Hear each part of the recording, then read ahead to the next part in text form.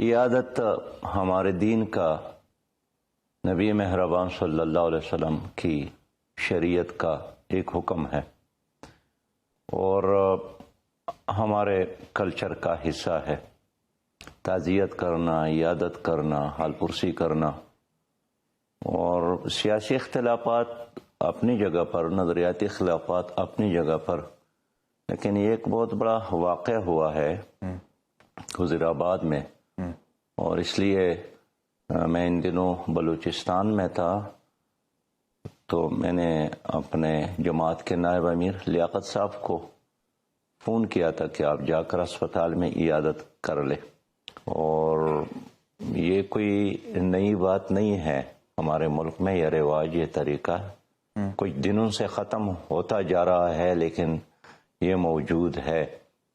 باقی جب بھی سیاسی لوگ آپس میں بیٹھتے ہیں، تعزیت کا موقع ہو، عیادت کا موقع ہو، سیاست پر بات کرتے ہیں، حالات پر بات کرتے ہیں، تو ظاہر ہے اس طرح گفتگو بھی ہوئی، لیکن میرے وہاں جانے کا بنیادی مقصد ان کی عیادت تھی۔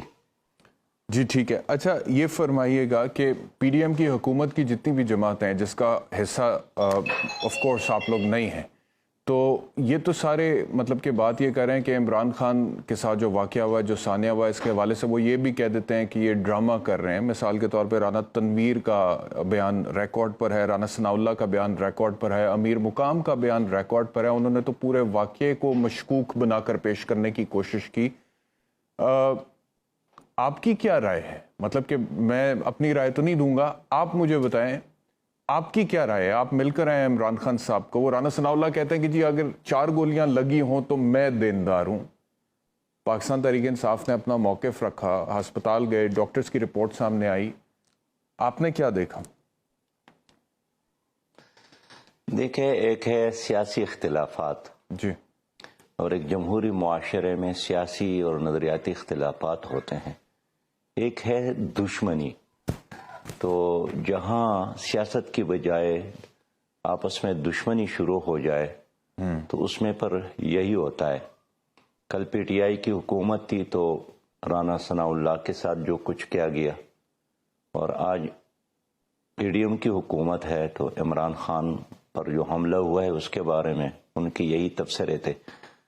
تو میں سمجھتا ہوں کہ ایک مہذب سوسائٹی میں، مہذب معاشرے میں ہمیں حقائق کو، ریالٹیز کو تسلیم کرنا چاہیے، اور یہ عجیب معاملہ ہوگا کہ اگر کل کسی اور لیڈر کے ساتھ ایسا ہو جائے اور باقی لوگ اس کا مذاق اڑانا شروع کر لے، تو ظاہر ہے حقائق تک پہنچنے کی کوشش تو کرنی چاہیے، لیکن ایک چیز تو سب کے سامنے ہے کہ ایک آدمی مر گیا ہے، ایک آدمی زخمی ہے۔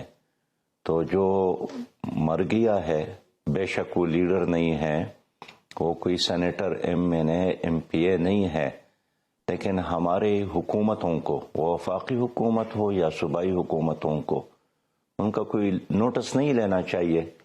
کیا ایسا ہی ہے کہ جو بڑا آدمی ہوتا ہے ان کی خون کی قیمت کچھ اور جو غریب ہوتا ہے ان کی موت کی قیمت بھی پانی کے قطرے کے برابر بھی نہیں ہے؟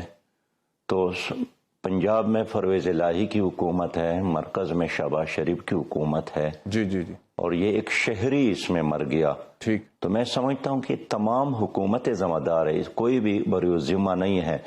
باقی آج ہم گئے تو ان کے پاؤں پہ پلستر تھا، ان کے پنڈلی پر پلستر موجود تھا، وہ بتا رہے تھے کہ گولی لگی ہے، اس سے ہڈی متاثر ہو گئی ہے۔